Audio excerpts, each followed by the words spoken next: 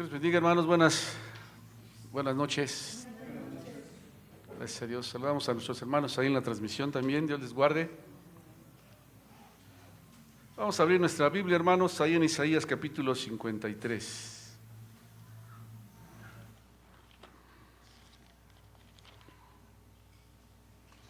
Abra su Biblia ahí en el Evangelio de Isaías, capítulo 53.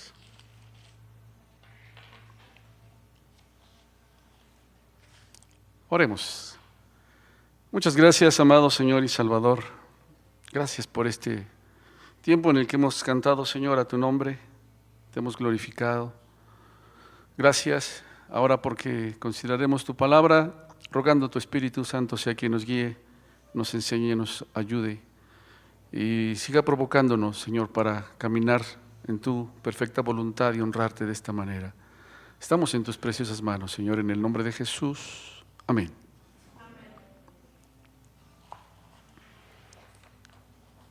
La semana pasada, hermanos, ya empezamos a considerar, ¿verdad? Estamos viendo a Cristo en el Evangelio de Isaías, a nuestro Señor Jesucristo, y hace un momento les decía, abran su Biblia ahí en el Evangelio de Isaías, ¿verdad? ¿Por qué decimos el Evangelio de Isaías, hermanos? ¿Mandé? Habla de nuestro Señor Jesucristo. Es considerado, ¿verdad? Ya lo vimos la semana pasada, solo estamos recordando un poco. Así fue considerado y llamado por alguno de los conocidos o llamados padres de la iglesia hace muchos años. Y es Isaías quien nos presenta de una manera maravillosa lo que vemos ahí en el Nuevo Testamento, hermanos, el cumplimiento de la venida de nuestro amado Señor y Salvador. Vamos a la primera diapositiva. Ya consideramos algunas cosas solamente la semana pasada.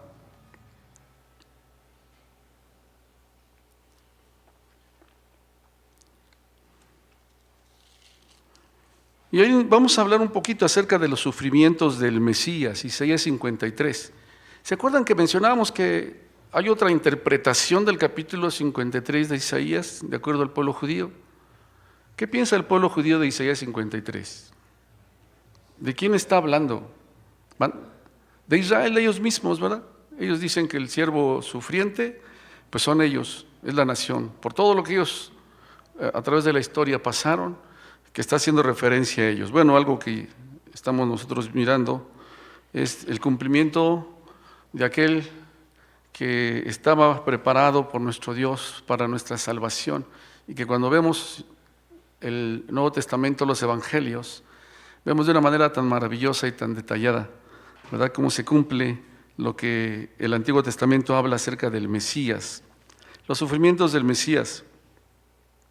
Tenemos lo que es el trágico cuadro de sus sufrimientos.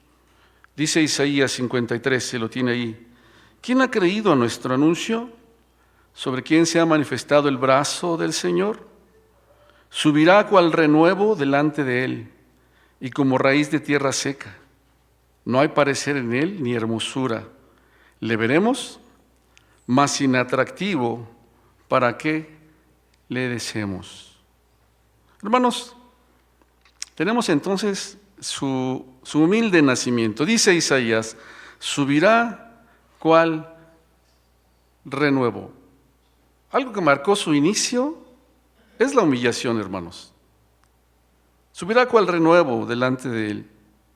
Aquí Isaías está comparando al Mesías como con un brote tierno, insignificante, aparentemente, ¿verdad?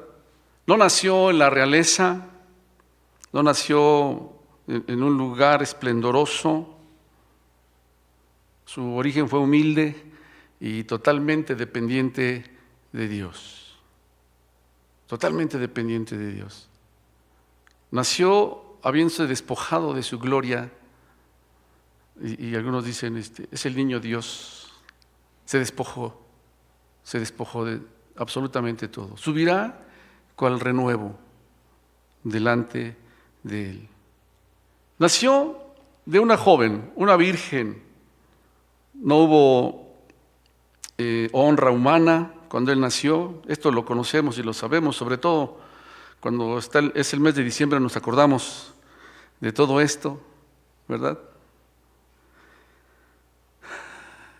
Vivió nuestro Señor Jesucristo bajo reproches, fue evidente su humildad, así fue su cuna, su hogar en Nazaret, no había prestigio de ese lugar, había desprecio, pero dice, como raíz de tierra seca.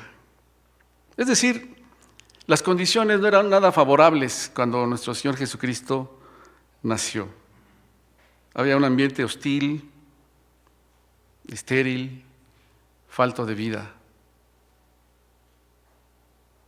Isaías dice acerca del Mesías con estas palabras que él iba a crecer en circunstancias difíciles, en tierra seca. Ninguna ventaja tenía nuestro Señor Jesucristo desde el punto de vista humano, terrenal, que se pudiera garantizar su éxito en esta tierra, ¿verdad? Desde la perspectiva humana. ¿Qué se podía esperar de ese pequeñito que nació en un pesebre, con un papá carpintero, jóvenes? ¿Qué se podía esperar de él? No había algo favorable a los ojos humanos para él. Menciona Isaías, no hay parecer en él ni hermosura. Le veremos, mas sin atractivo para que le deseemos. No está hablando que nuestro Señor Jesucristo era feo, pero no había algo atractivo en él, desde el punto de vista, otra vez, repito, de los hombres. No tendría una hermosura física como aquella imagen que se tenía de algunos líderes. ¿Se acuerda usted del rey David? ¿Qué dice la escritura de David? ¿Cómo era David?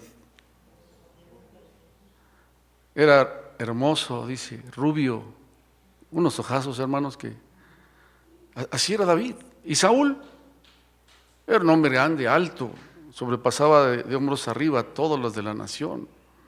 Jesús no, nuestro Señor Jesucristo no. Esto nos llega a impresionar mucho a nosotros los seres humanos.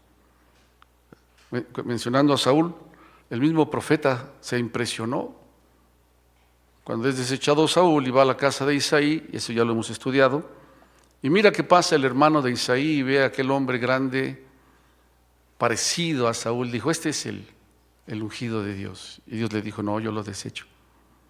El hombre mira lo que está delante de sus ojos, pero el Señor mira el corazón. No habría una hermosura física en nuestro Señor Jesucristo, ¿verdad? Algo majestuoso, que tuviera la apariencia de un conquistador.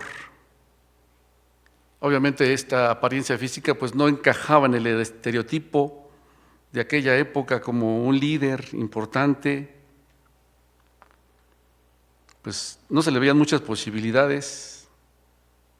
Una raíz que brota de la tierra seca, sin hermosura, sin atractivo para que lo deseemos. Pero con todo y eso, hermanos, con todo y eso que no era muy favorable para que las multitudes lo siguieran, las multitudes lo seguían. No era por fuera, no era el físico. ¿Cuántos tienen problemas con el físico?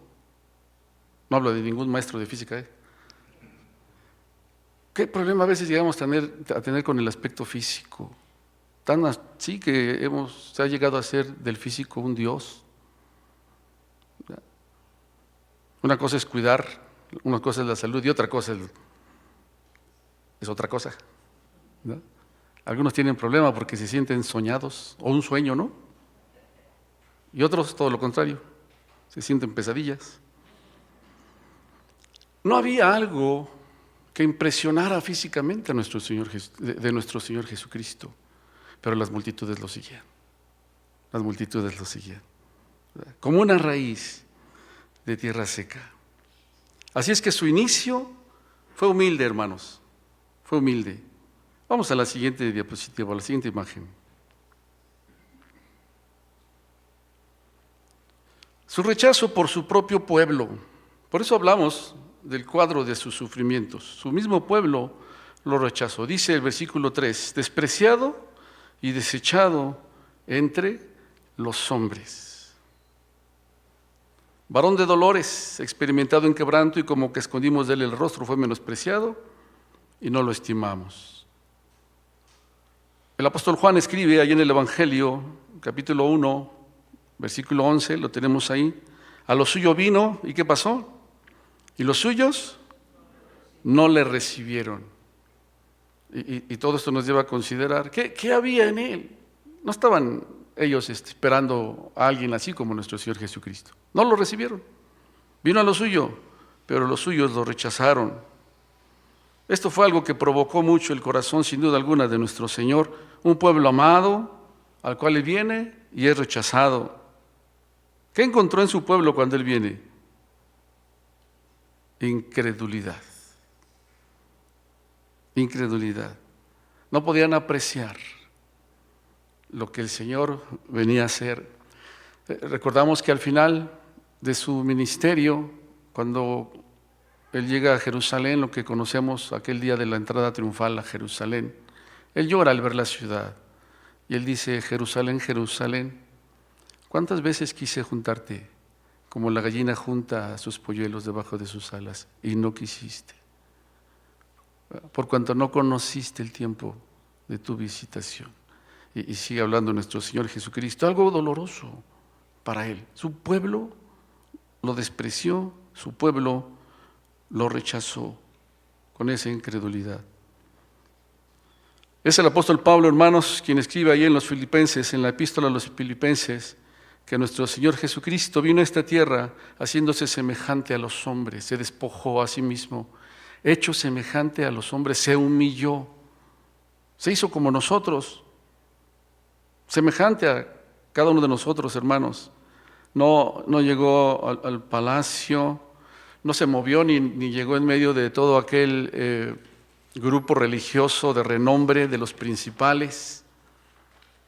Cuando nuestro Señor Jesucristo vino, hermanos, a nacer de esta joven mujer a la región de Galilea,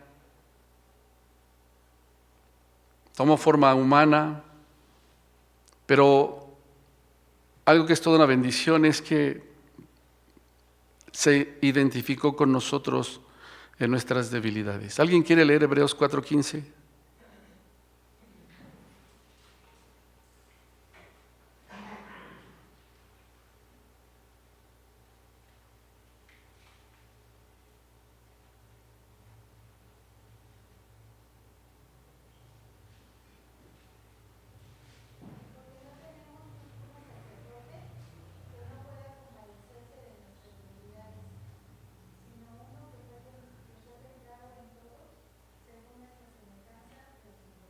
Amén.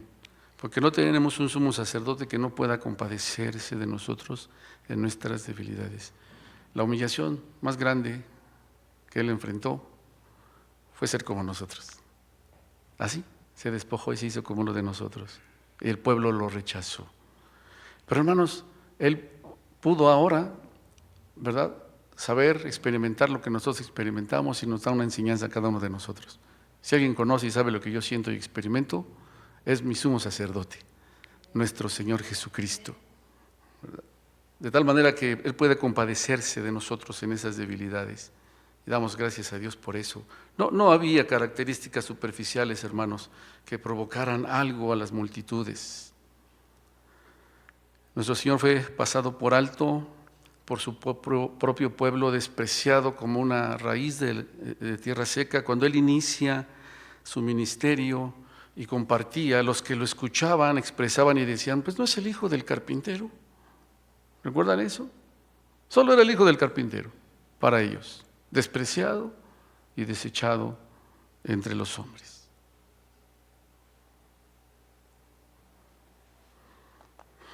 ¿Qué esperaba el pueblo judío? Un Mesías, de acuerdo a lo que ellos concebían, que mostrara la gloria de Dios, que reuniera al pueblo, que mostrara su poder, que los llevara a una victoria sobre los romanos para traer una época de prosperidad y de paz. Y así no vino nuestro Señor Jesucristo, y entonces fue rechazado. ¿Y sabe qué? Que el día de hoy Jesús sigue siendo rechazado. Sobre todo cuando cuando decimos que Él no vino para que usted y yo fuéramos felices. Él no vino para eso. ¿O sí vino para eso? Jesús no vino para que usted y yo vivamos felices. Vino a salvar lo que estaba perdido y a dar su vida, a confrontarnos con nuestra condición de pecadores. Y eso no es algo agradable. A dejarnos ver que lo que el hombre merece es la condenación eterna. Y entonces es rechazado cuando somos confrontados con esto. Porque de la misma manera, hermanos, la gente hoy lo único que quiere es que le vaya bien, que esté todo bien, tener dicha, tener paz, tener prosperidad, ¿verdad? Por eso esas campañas tan grandes de pare de sufrir. La gente acude al pare de sufrir porque ahí le dicen, vas a prosperar, vas a tener, Dios quiere qué, ¿verdad? Bueno, no cumplía con las expectativas que tenían los romanos con respecto al Mesías. Cuando ellos se dieron cuenta y lo miraron cara a cara, pues Jesús no era como ellos lo habían concebido en sus pensamientos. Fue rechazado por su propio pueblo. Vamos a la siguiente.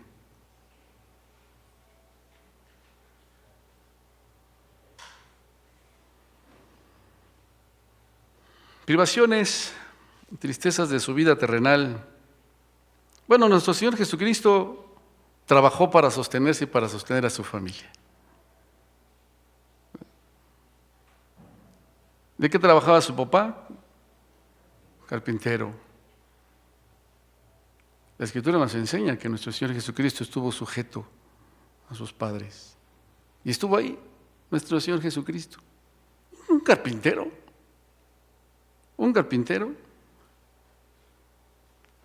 Vivió como un extranjero en un mundo extraño. Caminó largas distancias. Su vida fue una vida de servicio hasta el cansancio. Los sufrimientos lo acompañaron a través de su vida.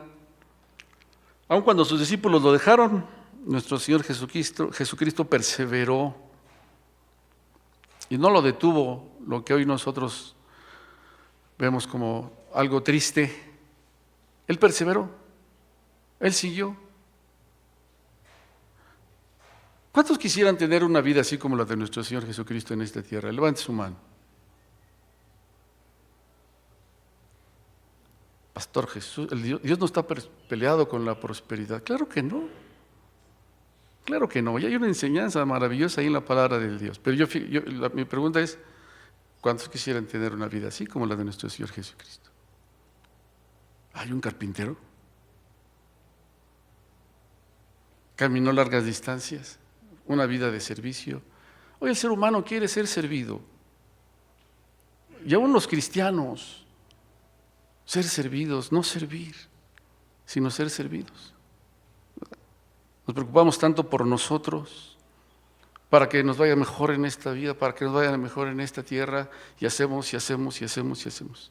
Y nos olvidamos del propósito de nuestras vidas, que es glorificar el nombre del Señor. Las expresiones que a veces dice uno, está interesante, ¿verdad? Para que seas tu propio jefe y que nadie te mande. ¿Cómo a qué le suena eso?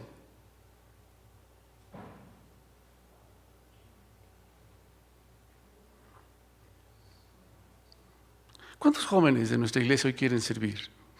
Solamente querrán servir. ¿Y cuántos lo que no quieren es servir, sino que les sirvan y estar ahí? Nuestro Señor Jesucristo vivió de esta manera, mis amados hermanos. Había un propósito para el cual Él vino a esta tierra. Y Él no perdió de vista ese propósito. Perseveró. Y esto es algo que sin duda agradó el corazón de Dios.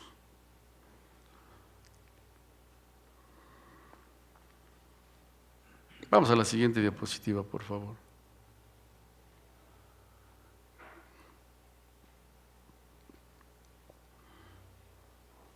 Dice versículo 5, mas Él herido fue por nuestras rebeliones, molido por nuestros pecados. El castigo de nuestra paz fue sobre Él y por su llaga fuimos nosotros curados. Todos nosotros nos descarriamos como ovejas, cada cual se apartó por su camino, mas Dios cargó en Él el pecado de todos nosotros. Entró en Él el pecado, fue cargado por nuestro Señor Jesucristo. Cargó con pecados ajenos. Mire, ¿alguna vez ha vivido usted esa situación de llevar a usted la culpa de algo que usted no hizo? Obviamente no hay comparación, ¿eh? Pero ¿alguna vez ha experimentado algo así? Estaba yo recordando hace muchos años cuando estaba yo en la secundaria, saliendo de la secundaria con quien en ese entonces era mi mejor amigo. Nos parábamos ahí en la avenida, yo lo esperaba que él tomara su camión y se fuera.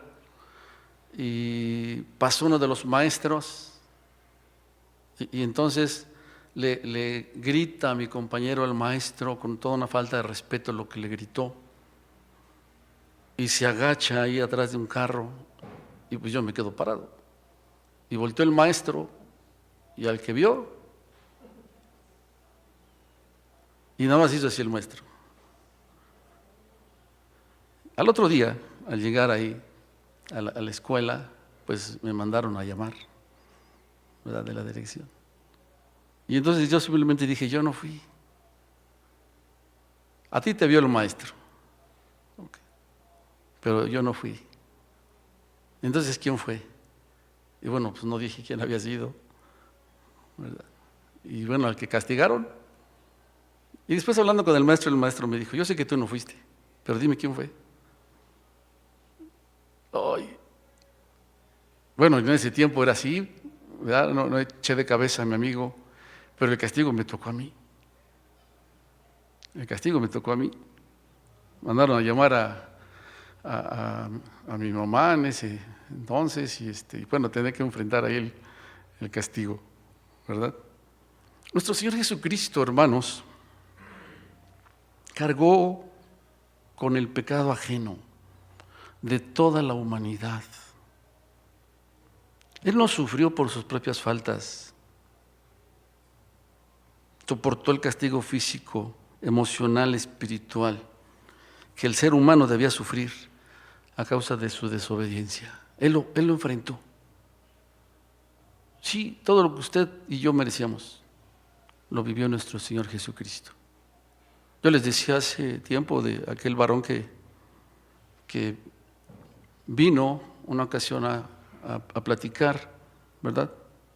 También el pastor Miguel lo conoció, un luchador famoso, y pues su esposa estaba aquí congregándose con nosotros. Y cuando pidió platicar con un servidor, venimos aquí un miércoles que no había reunión en la noche, platiqué con él. Y entonces yo le presenté el mensaje, este sacrificio tan maravilloso de Jesús. Y él dijo, yo no le pedí que muriera por mí. Si él murió fue porque él quiso. Sí, efectivamente, tienes toda la razón. Él quiso morir porque tú no puedes pagar todo lo que a Dios le debes. Así es que esta es tu oportunidad. Y lo hizo por amor. Él utilizó esta expresión. Si lo hizo fue por menso. Esa fue su expresión. Le dije, no, fue por amor. Ese es su amor tan grande y tan maravilloso y su gracia. Él pagó para que tú no lo pagues. Pero, si tú no quieres creer esto, estás condenado por la eternidad. Esa es tu decisión. Su amor se manifestó ahí en la cruz. Cargó con lo que tú debías cargar, con todas las cosas que tú has hecho. Pero si no quieres, tú te perderás por la eternidad y Él seguirá siendo Dios. A los pocos días, no sé, creo que como 15 días, pastor, murió este hombre. Murió uno de los luchadores famosos. Luchaba ahí con sus hermanos, parecían 3. Estaban enmascarados, después perdieron la máscara. Pero se perdió. Rechazar a Jesús. Sí, Jesús pagó lo que Él no debía. pagó lo que nosotros debíamos pagar.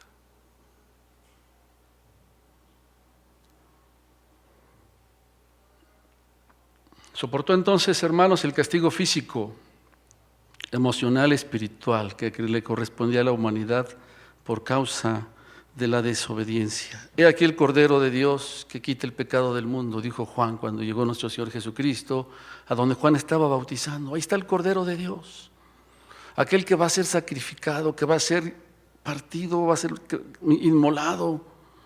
Él es el Cordero de Dios que quita el pecado del mundo. Sobre él, sobre el Cordero, fueron cargadas las culpas del mundo. Él llevó el castigo, el dolor, pero abrió el camino, hermanos, para el perdón y la victoria. Cada uno de los que estamos aquí, que hemos creído en nuestro Señor Jesucristo y le hemos entregado nuestra vida, no enfrentaremos ya nada, porque fuimos perdonados y somos salvos. Y nuestros nombres están escritos en el libro de la vida. Él cargó lo que yo debía pagar. Él llevó mi culpa en la cruz. Quiere el Señor que prestemos atención, porque si alguien de aquí no le ha rendido su vida al Señor Jesucristo, Dios tenga misericordia de usted. Imagine el hombre Jesús llevando una carga que no era suya, la del mundo entero, hasta que por el peso de esa carga fue aplastado aquel hombre. Ese fue nuestro Señor Jesucristo. Cargó con el pecado de todos nosotros. Siguiente, por favor.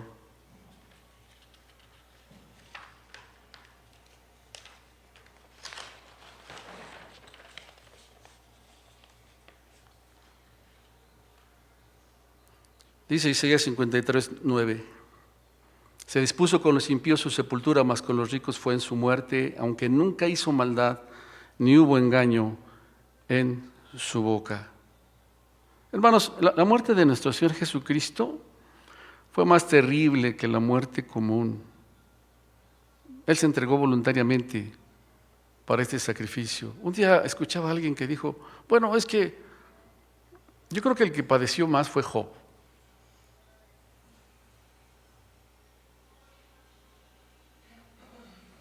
No hubo alguien que llevara el pecado de todo el mundo sobre sus hombros y que fuera inocente y que voluntariamente se ofreciera para esto, experimentar lo que nosotros escuchamos ahí en la cruz. Dios mío, ¿por qué me has desamparado?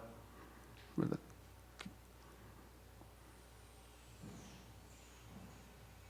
Él experimentó todo esto para que nosotros no lo experimentemos, para que podamos tener la certeza de que el Dios no nos desampara. Él ya pagó eso. Él ya lo enfrentó.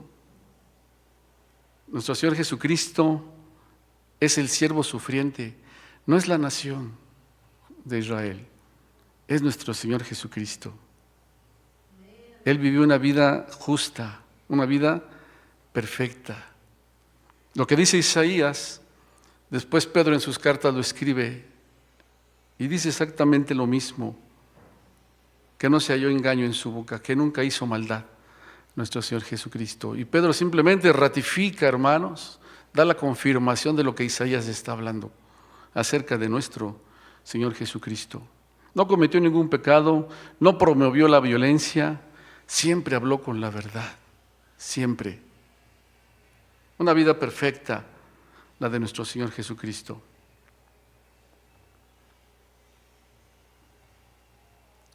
Con los ricos fue en su muerte.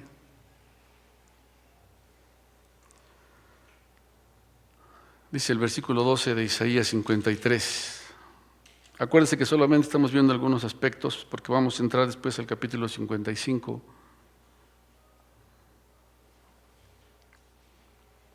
Versículo 12. Por tanto yo le daré parte con los grandes y con los fuertes repartirá despojos, por cuanto derramó su vida hasta la muerte y fue contado con los pecadores, habiendo él llevado el pecado de muchos y orado por los transgresores.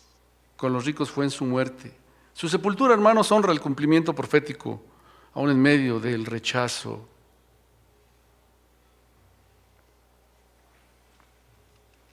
Su entierro, su sepultura, fue una sepultura digna y de honor. Nuestro Señor Jesucristo fue crucificado en medio de 2 ladrones, de los impíos. Cuando Él muere, su cuerpo fue reclamado por un hombre llamado José, de Arimatea. ¿Recuerda usted eso? Era un hombre rico, miembro del concilio, y fue sepultado. Su cuerpo fue puesto en un sepulcro nuevo. Ahí. Hermanos, ahí está el cumplimiento. Ahí está el cumplimiento de Isaías 53. Y los evangelios nos permiten conocer todo esto acerca de nuestro Señor Jesucristo. Siguiente diapositiva. Verá el fruto de la aflicción de su alma y quedará satisfecho. Por su conocimiento justificará a mi siervo justo a muchos y llevará las iniquidades de ellos. Una angustia interior. Vivió un conflicto fuerte, mis amados hermanos, nuestro Señor, cuando Él está en Getsemaní. ¿Verdad? Getsemaní quiere decir prensa de aceite. Ahí en ese huerto de los olivos. Yo el otro día les decía, ¿qué había en el huerto de los olivos? Y le pensaron mucho algunos.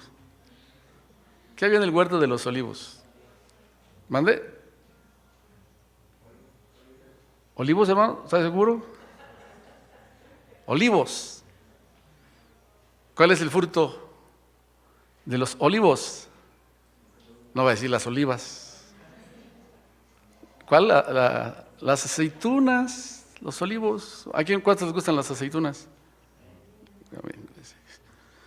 Ese huerto, mis amados hermanos, era un huerto donde se daban esos árboles. Y en ese lugar, cuando se recogía el fruto, ese lugar se dedicaban a sacar el aceite, a extraer el aceite de las aceitunas, de este fruto. Y era por medio de prensas. Ponían el fruto ahí y con las prensas eran aplastadas hasta que salía todo el aceite de estos frutos. Nuestro Señor Jesucristo ahí, donde aquellos frutos eran aplastados y que producían aquel aceite tan maravilloso, que no vamos a entrar a más detalles, allí nuestro Señor Jesucristo fue delante del Padre Celestial. Ahí fue donde le dijo a un grupo de sus seguidores, acompáñenme a orar, mi alma está angustiada hasta la muerte, oren conmigo. Se retira un poco, dobla sus rodillas y dice el Señor, Padre, si es posible, pase de mí esta copa sin que la beba, pero que no se haga como yo quiero, sino como tú quieres. Se levantó, regresó, encontró a aquellos hombres durmiendo. Velad y orad para que no entren en tentación. Vuelve a ir nuestro Señor y habla con el Padre orando lo mismo, 3 veces el Señor. Y dice la Escritura que sudaba como gotas de sangre. Estaba enfrentando el Señor Jesucristo algo tremendo, hermanos, que ninguno de nosotros va a poder experimentar jamás. Una carga espiritual, emocional, física. Fue un momento, como lo tenemos ahí, abrumador, de carga espiritual, emocional, en lo físico. Sudaba, su sudor eran como gotas de sangre, de tal manera que del cielo le enviaron consolación para animarlo, para fortalecerlo. El Padre dejó muy en claro, porque Jesús dijo, pero no se haga mi voluntad, sino la tuya. Y ahí estuvo nuestro Señor Jesucristo en esta situación, como aquel fruto de aquellas plantas, hermanos. Estaba siendo apretado nuestro Señor, estaba siendo quebrantado ahí.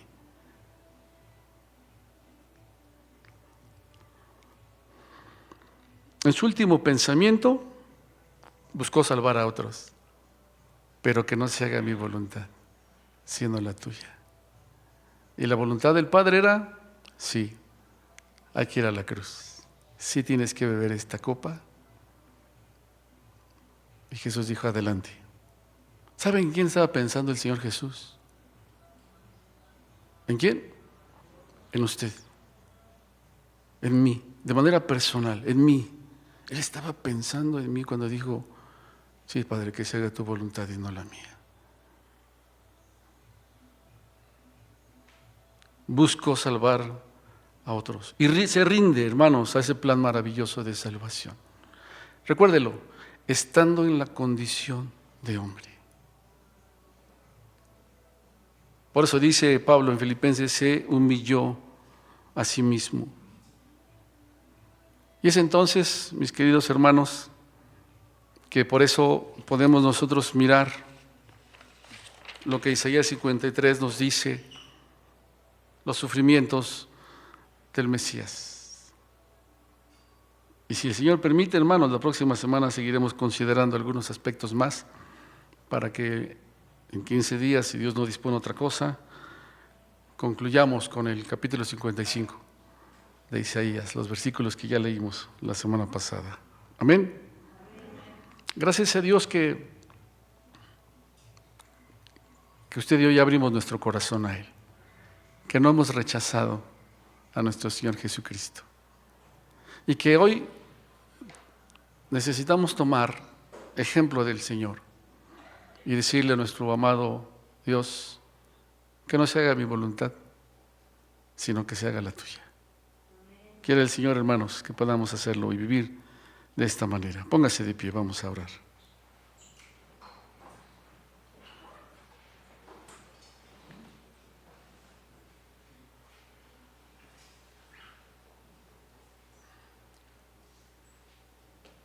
Oremos, hermanos. Señor, te damos a ti toda gloria y toda honra. Te damos las gracias porque hoy estamos aquí porque tú diste tu vida por nosotros. Todo lo que enfrentaste, Señor, aún desde tu nacimiento. Qué humillación tan grande.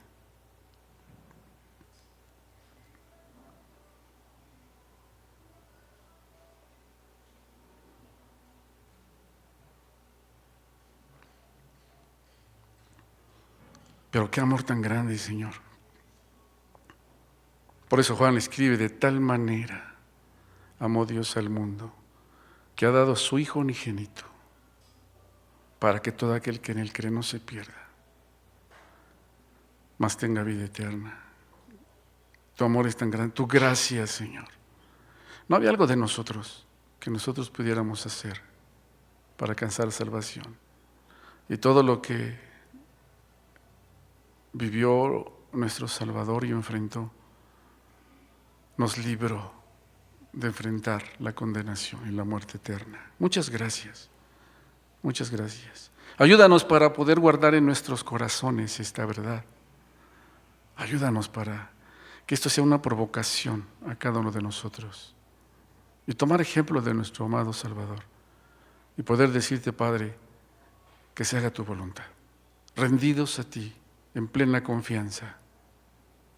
Gracias, Señor.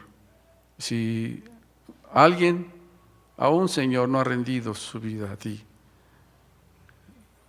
que tu Espíritu Santo sea quien redarguya su corazón y le provoque para poder mirar la bendición tan maravillosa que hemos recibido cada uno de los que nos hemos rendido a ti. Muchas gracias, Señor. Muchas gracias. Ahora que concluimos, rogamos tu bendición siga siendo derramada sobre cada uno de nosotros, Señor. Te rogamos por nuestros hermanos ahí en la transmisión. Rogamos por nuestra hermana Carmen que pide oración, Señor. Sabes lo que está enfrentando. Rogamos que tengas misericordia, que la fortalezcas, que le permitas mirar tu propósito también en todo esto, Señor, y tu nombre sea glorificado. Bendice a tu pueblo, Señor, te rogamos. Recibe gloria y honra en el precioso nombre de Jesús.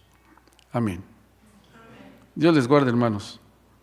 Nos vemos el domingo, si Dios permite.